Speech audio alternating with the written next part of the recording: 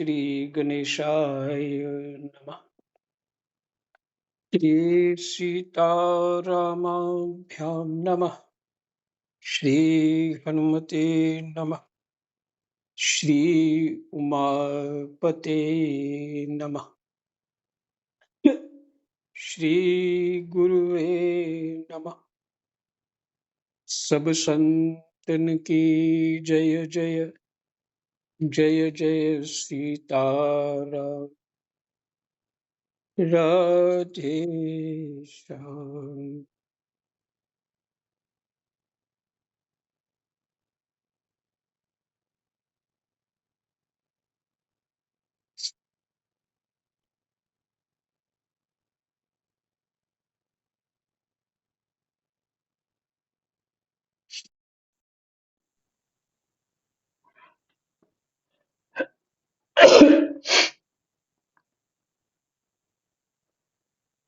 आज पंचम स्कंद का विषय सूची देखना है।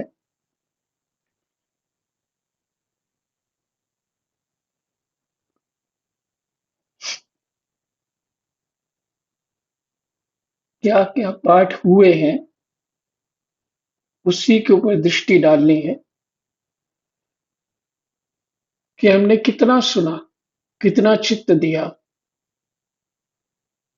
तो मैं ये विचार कर रहा था, बहुत सारे पाठ पढ़ते पढ़ते मुझे स्मरण तो हुए, लेकिन बहुत सारे विस्मृत से हुए पड़े। और जगत तो भूलता ही नहीं मेरे को, जगत को मैं नहीं भूलता, वो विस्मृत नहीं होता। वो उधर हमने पूरी सच्चाई से तन मन दिया हुआ, जगत में पूरी बुद्धि दी, तन मन दिया। और इधर बस शांति के लिए पाठ करना है, भगवत प्राप्ति के लिए हो ही जाएगी, धीरे धीरे लगे रहो।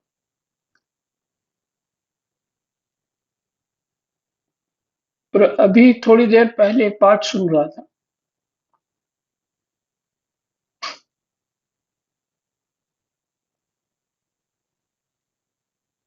जग संसार में अपनी इच्छा और कामनाओं को किसी न किसी तरह से पूर्ति करते रहना प्रमाद है। और उसका प्रमाद भागवत जी का पाठ है, उसका प्रमाद भगवान तोड़ देते हैं। जैसे तितिक्षु ब्राह्मण का, वो हर जीव इस जगत में जब जन्म लेता है, कुछ ना कुछ अपने सुख सुविधा के लिए, कुछ ना कुछ प्रपंच, मान सम्मान के लिए, और जगत को स्थूल समझ के, अपना शरीर को भी वैसे स्थूल मान करके, मैं चला जाऊंगा तो मेरे बच्चे आगे सुखी रहेंगे, फिर उनके बच्चे सुखी रहेंगे। इसी तरह वो अपना खानदान बनाते हुए चलता है। तो शास्त्र कह रहे हैं ये सोच ही गलत है, ये सोच ही गलत है। मुख्य बात वो थी, ये प्रमाद है। तो मैं सुन के दंग रह गया उस बात को। तो तो इसीलिए चिंतन हुआ कि मुझे कितना पाठ याद हुआ अभी।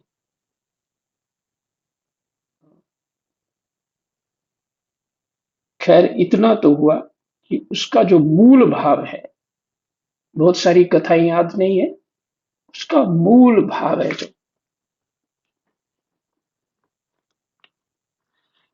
बिना बिना कुछ पढ़े ग्रंथ भी भगवत कृपा से उसका पाठ कर सकता हूँ। ये कोई भगवान की लीला है, इससे मेरा कोई वो नहीं है। ये ऐसे कैसे संभव? उस पाठ कर सकता हूँ, मैंने इसको ठीक से समझ आ जाती है। तो बस इतना ही हुआ। अगर कहें कि सब कुछ मेरे को स्मृति में आ जाता है, ऐसा नहीं।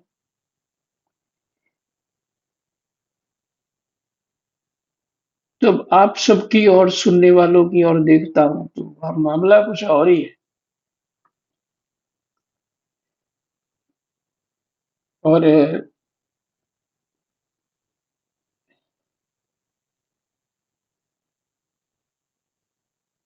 खैर पाठ करते इसी में सब बातें हो जाएंगी। श्रीमद् भागवत महापुराण और पंचम स्कंद है। प्रियव्रत चरित्र, प्रथम अध्याय।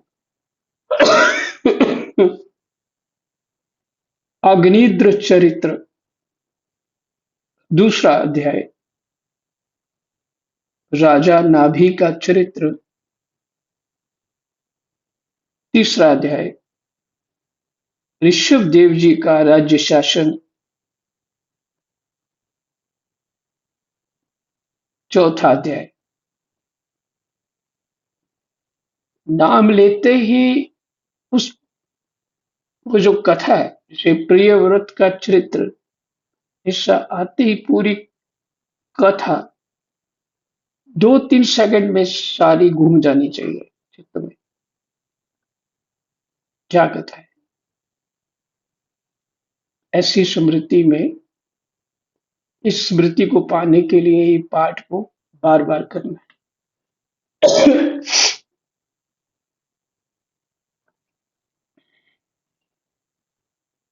जगत के सुख दुख मान सम्मान और दूसरे को बेमतलब एनालाइज करते रहना,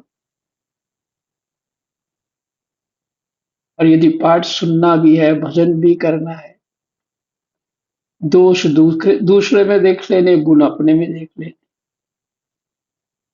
कि देखो वो है ना, ये दोष उसके। यही तो महाराज जी ने कहा था, यही तो कथा में सुना था, ये वहां था, ये गीता में पढ़ा था। ये दूसरे में दोष अपने, गुण देख लेने और मियाँ मिट्ठू बन के मुंह पोंछ के बैठ जाना। ये ज्ञान है या अज्ञान?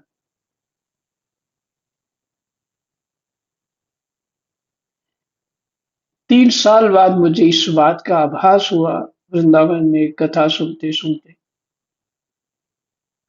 और बुद्धि में ऐसा चिंतन तो करती नहीं थी ऐसे, बिल्कुल ठस बुद्धि है मेरी।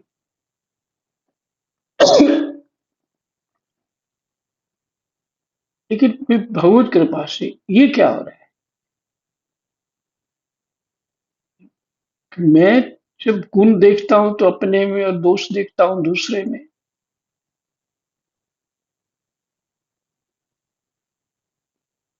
तो ये तो गलत है, हो रहा है। दूसरों को थोड़ी ठीक करना, मैं अपने आप को ठीक करना।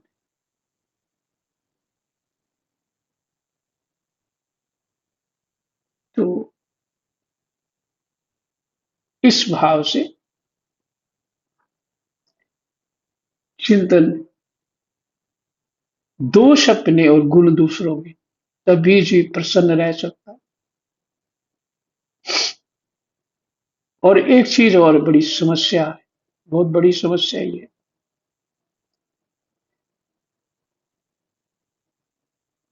चाहे समाज में 4 लोग बैठे तो होड़ करने लग जाते, अपने आप को थोड़ा अपडेट दिखाने का प्रयास करते। अगर कथा में बैठे हैं तो भी यही हाल है।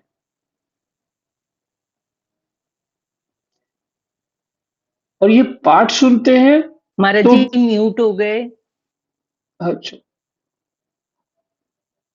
हम जो हैं क्या कर रहे हैं, जो हमें पाठ स्मृति में नहीं आ रहा, ज्ञान नहीं हो रहा, शांति नहीं हो रही, कारण क्या है?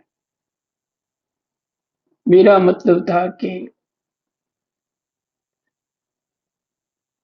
चलो किटी पार्टी में ही बैठे गए, तो वहां भी अपनी चोंच चमका के बैठना है, अपनी शान बढ़ाने का प्रयास करते रहे, बढ़ चढ़ के बोलना।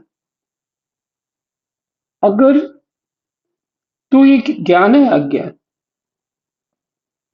अगर कथा सुनने लगे कहीं, तो वहां भी अपने आप को कुछ ना कुछ स्पेशल मानना ही है। और मौका मिले तो जना भी देना कि हम स्पेशल। ये जो हमारी बुद्धि के ऊपर ये पर्दा है, ये माया का, इसको समझना। इस माया के पर्दे को समझना है कि किस तरह से हमें वो हमारे स्वभाव में घुस करके हमें ही कुछ का कुछ दिखा रही है। और हम माया के ही चेला बन के माया में ही घूमे जा रहे हैं। कहीं भी गुरु के पास बैठेंगे तो भी कुछ दिखना चाहिए हम स्पेशल। ये क्या है? क्या समझ आया होगा? हर जगह अपने आप को आगे रखना, ये प्रयास करना। और ये है माया, जो समझ नहीं आती। स्वभाव ही ऐसा बन गया, सोचना ही ऐसा बन गया।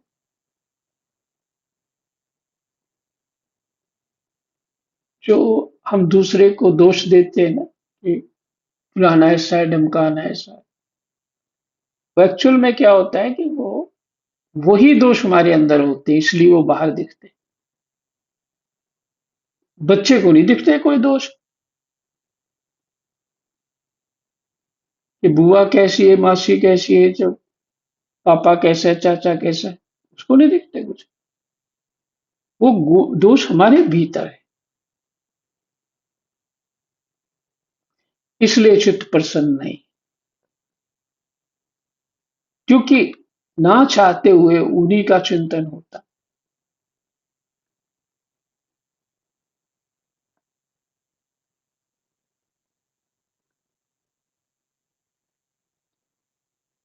तो गीता में भगवान जी कह रहे थे, युद्ध भी करे तो मेरा स्मरण करता हुआ करना।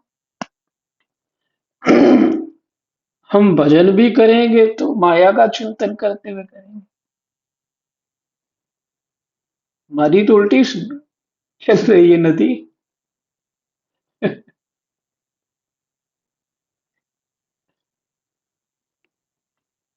उल्टी नदी चल रही।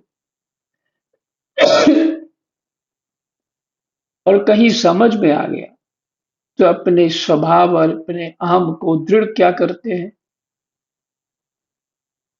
कि हम उल्टा ही काम कर देते हैं। जो अहम चले जाना था, अब हम अहम को पक्का कर लिया। इसलिए भगवान कह रहे हैं, गुप्त है भाई, तुम्हें प्रीति पूर्वक बता दिया। बताने योग्य बात नहीं है।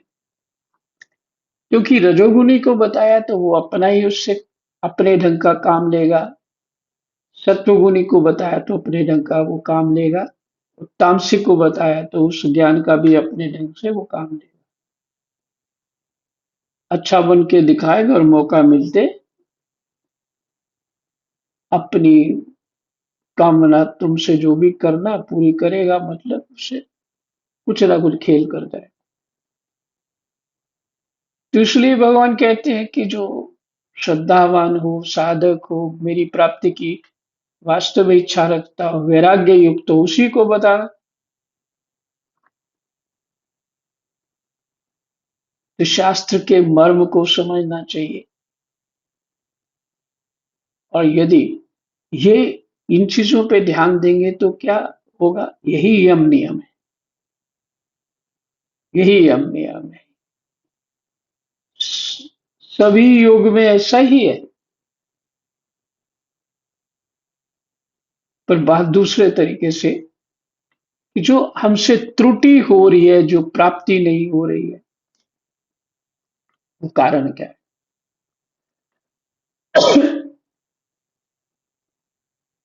सीताराम।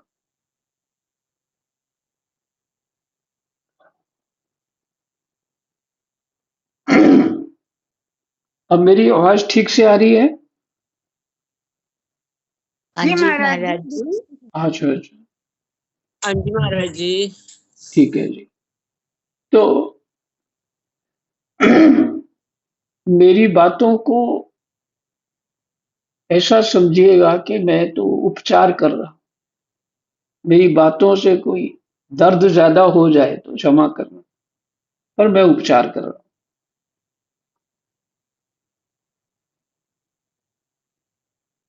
चलिए, तो अपनी ओर देखना है, और यदि अपने उस सच्चिदानंद को पाना है तो सिर्फ अपनी कमियां देखिए, सिर्फ अपने दोष देखिए। हाँ, एक बात आवश्यक है, जब महात्मा लोग आपस में मिलते हैं, और वैसे सभी महात्मा जब आपस में बैठते हैं, कोई कोई बीच में होते हैं दूसरे ढंग के, उनका भजन साधन से कम ही लेन देन होता, तो वो क्या वो तो कुछ उल्टी सीधी बातें करते हैं। मेरे को महंत बनाओ, मेरे को ये करना, मेरे को ये, तो वो महात्माओं के बीच बैठ करके अपनी कहानी छेड़ देते। लेकिन मोस्टली वो महात्मा आपस में भजन करने वाले जो होते हैं, उनका एक स्वभाव होता है, सत्व गुण बड़ा होता है। पता वो क्या कहते हैं? पहले तुम, पहले तुम, पहले तुम। गाना भी है ना, वो क्या कि आदर करते हैं। अगर कुछ वस्तु भोग लगा और देनी भी है, तो पहले सबको वो देंगे। लेकिन जो प्राप्त करता है वो उस ये वो जो प्राप्त कर लेता है उससे वो कहता है नहीं, आप पहले बैठिए, मैं मेरे साथ आप बैठिए। अब पहले उसको ही खिलाएगा जिसने दी, और बड़ा होगा तो छोटे को भी मस्तक टेक करके प्रणाम करेगा। वहां कुछ भजन करने वाले साथ को झूठ हो गया क्या? तो क्या हम लोग सत्संग में जाते हैं, कैसी ऐसी भावना होती है? वो ही ग्रस्त वाला, प्रपंच वाला बात, वही भजन साधन में भी जाके वही ठोक देते हैं अपनी बुद्धिमत्ता। इसलिए पुराणों में भी ये कहा, आज मुझे बहुत कृपा से बहुत अच्छा सुनने को मिला। पुराणों में यही यही कहा, संत का संग करना चाहिए। भजन होगा कि नहीं होगा वो तो भगवान जाने, लेकिन उसके संग बिना कुछ नहीं होगा। जो तुम करोगे बस अपने अहंकार की पुष्टि करते रहो। मैंने अच्छा गाया ना, मैंने अच्छा सुनाया ना, मुझे को सब पता है ना।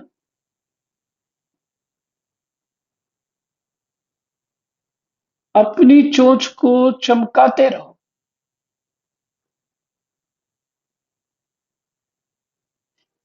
चित्त जो है भगवत प्रीति में क्यों नहीं डूबा? अपने अहम को पुष्टि करने में क्यों डूब गया? क्योंकि पता ही नहीं है जाना किधर था, जा किधर रहे हैं।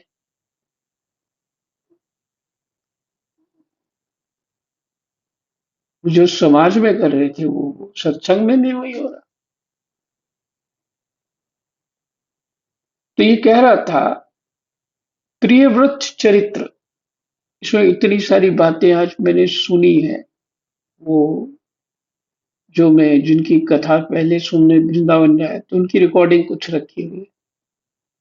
तो उनकी रिकॉर्डिंग, उनके बातें ना जल्दी से समझ नहीं आती, बहुत चित्त देना पड़ता है।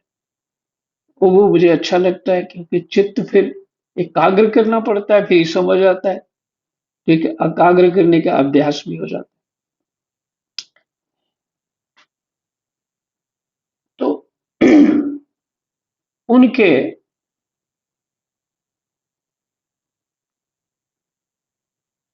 बहुत बहुत गहरी बातें, अर्थात वो उन्होंने विश्लेषण किया, उनके शब्द बहुत अच्छे थे। मैं तो अपने जैसी बुद्धि है, जैसा स्वभाव है, उसके अनुसार आपको बता रहा हूँ।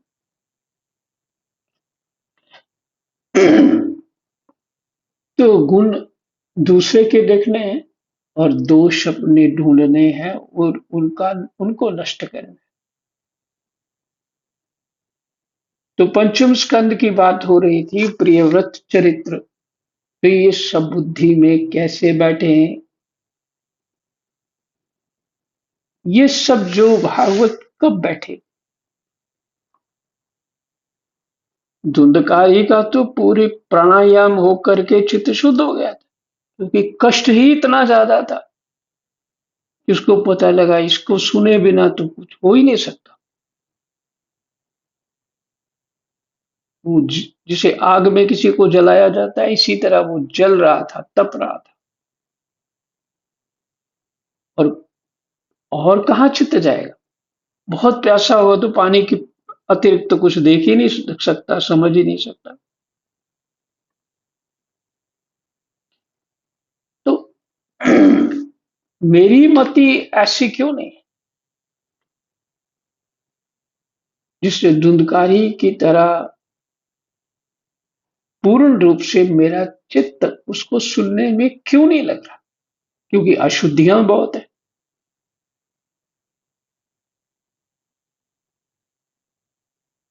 अशुद्धियां ही बहुत है। और धुंधकारी के तो दुख ही तो शुद्ध करता है जीव को, और नहीं कोई सुधरता तो फिर डंडा पड़ता ही है। उसमें एक शब्द था जो सुना,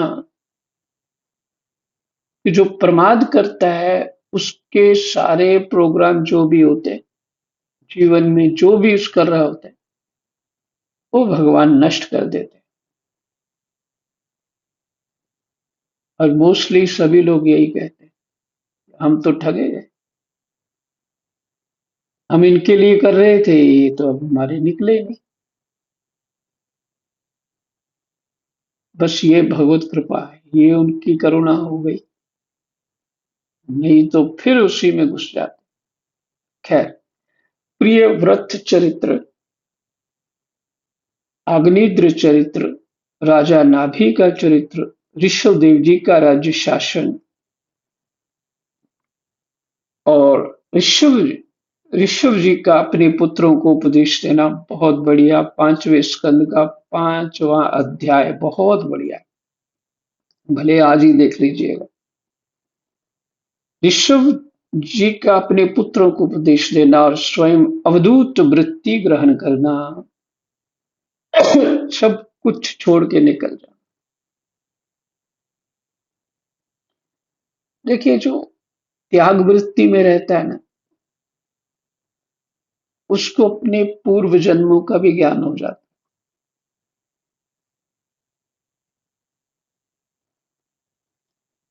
अब त्याग वृत्ति में रहना क्या है, वो तो पाठ करते करते धीरे धीरे समझ में आ जाए। सातवां अध्याय भरत चरित्र, और छठवां अध्याय रह गया ऋषभ देव जी का देह त्याग। उनको ये आभास नहीं रहा कि अग्नि पानी इत्यादि का, इसमें मेरा शरीर जो है खत्म हो जाएगा। लेकिन वो जलती हुई आग में ही प्रवेश कर गई, शरीर जल गया। ऐसी स्थिति में आठवां, भरत जी का मृग के मोह में फंसकर मृग योनि में जन्म लेना। कितना सुंदर पाठ है कि एक मृग की केयर ही करी थी ना, मृग बन गए।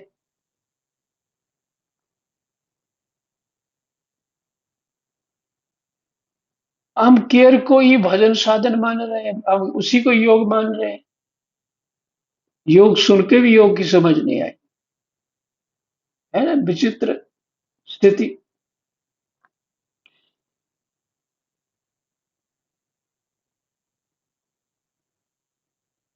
भरत जी का मृग के मोह में फंसकर मृग योनि में जन्म लेना,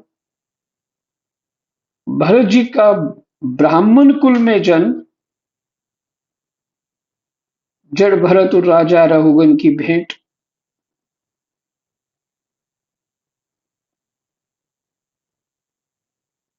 भरत जी जब मृग हुए तब भी उनको ज्ञान था कि मैं पीछे कौन था। जब ब्राह्मण कुल में ब्राह्मण हुए तब भी उनको ज्ञान था कि मैं कौन था। लेकिन वो एक अपने मोस्टली वो सब लोग बोलते हैं, जो बोले वही कुंडी खोले। माने सब लोग सो रहे थे अंदर, अब कोई खटका रहता तो सभी सो रहे हैं कि कौन उठ के जाए और खोले, कि चुप रहो दूसरा खोल देगा। लेकिन एक ने उठना वो भी नहीं चाहता, बोल दिया कौन है, तो मतलब वो जागा हुआ। तब सब गहरी निद्रा में आ गया, अब यही इसको ही खोलना पड़ेगा। ठीक है, ये दृष्टि थी जड़ भरत की कि मैं संसार में गूंगा ही रहूं। कौन है वो? राजा है, अपने भूत भविष्य का ज्ञान भी है, लेकिन बोलना नहीं चाहते।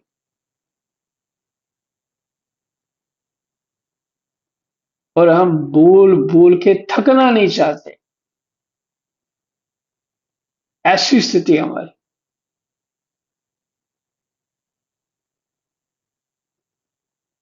और अपने मुंह मियाँ मिट्ठू बने रहेंगे।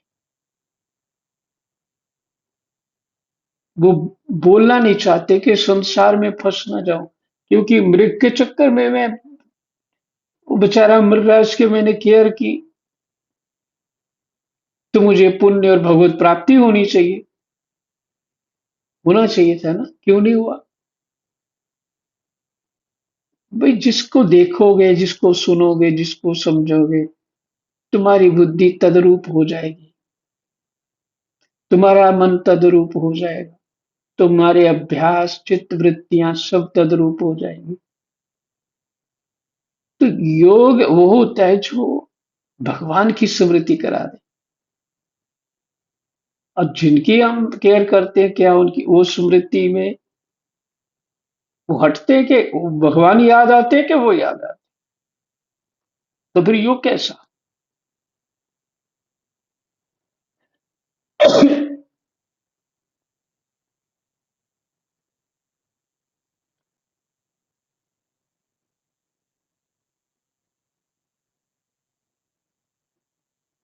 तो भरत जी का मृग के मोह में फंसकर मृग योनि में जन्म लेना, भरत जी का ब्राह्मण कुल में जन्म, और जड़ भरत और राजा रघुगन की भेंट। इस सब प्रसंग तो मुझे आशा है सबको याद होगा। राजा रघुगन को भरत जी का उपदेश। अब ना जाने वो क्यों बोले पहली बार और विद्वता की बातें करने लगे।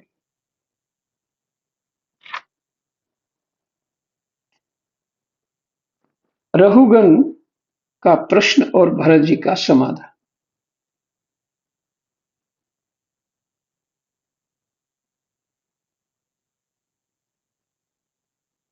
रघुगन का प्रश्न और भरत जी का समाधान। भवाटवी का वर्णन, ये जगत क्या है भवाटवी, और रघुगन का संशयनाश। भवाटवी का स्पष्टीकरण, ये पाठ बार बार दिखने चाहिए। भवाटवी क्या है? भरत के वंश का वर्णन, भुवन कोश का वर्णन। भुवन कोश का वर्णन, गंगा जी का विवरण और भगवान शंकर कृत्य संकर्षण देव की स्तुति। बहुत अच्छी है स्तुति। क्या कौन सा पाठ छोड़ पाएगा इसमें? कोई भी पाठ छोड़ नहीं सकते। फिर आवाज आई है, सुन पा रहे? जी जी महाराज महाराज जी। जी। अच्छा ठीक, जगह म्यूट हो गया।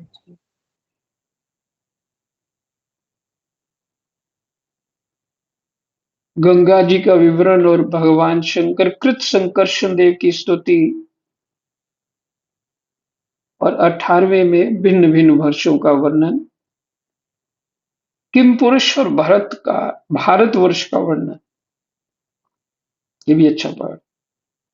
अन्य 6 द्वीपों तथा लोकालोक पर्वत का वर्णन। मुझे ऐसा लगता है कि संसार की जिम्मेदारियों से अब थोड़ा पीछे हट जाओ, मुझे ऐसा लगता है। आप अपनी स्थिति को खुद जाने, शांत हो जाओ, लगे कि बिल्कुल नदी किनारे बैठे, कोई आसपास नहीं। ऐसा भाव रख के अपना ये पाठ करते रहो। अगर चित्त शुद्धि चाहिए, भगवत प्राप्ति चाहिए, जिम्मेदारी कोई मत करो, बिल्कुल नहीं, कोई रिस्पॉन्सिबिलिटी नहीं। ये जिम्मेदारी चित्त को खींच लेती है, चित्त को खींच लेती है। अब आप ये मानोगे कि हम तो कर्म योग में है, ग्रस्त में है, नहीं, गलत हो जाए। ग्रस्त तो 50 साल तक थी, ज्यादा से ज्यादा। स्त्रियों की तो और पहले खत्म हो जाती है ग्रस्त, तो वो 50 साल तक थी पुरुषों के लिए। उसके बाद जो समय है, वो ग्रस्त का नहीं, वो तुम्हारे भजन साधन का समय।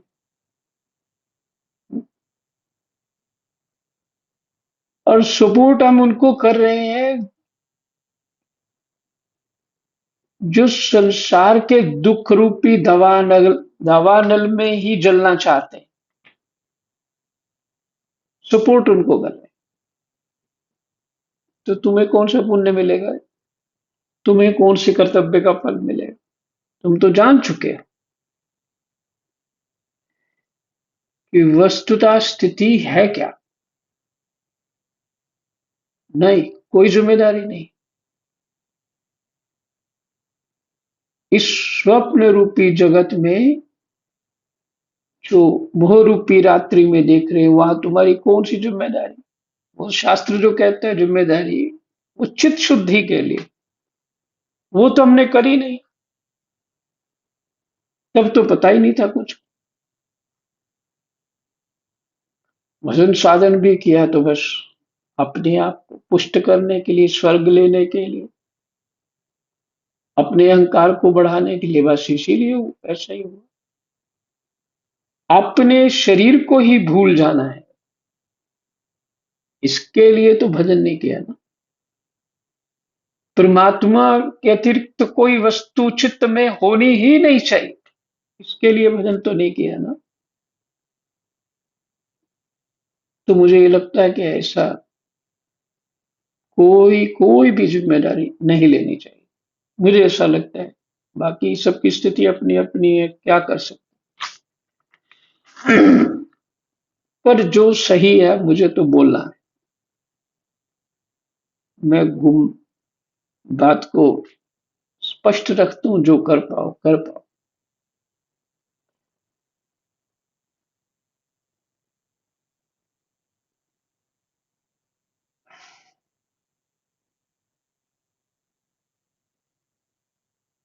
तो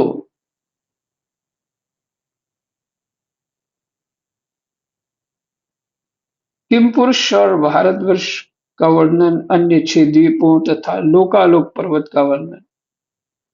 ऐसा पर्वत है जो दिखता नहीं है, पर चंद्र और सूर्य उसके बाहर नहीं जा सकते।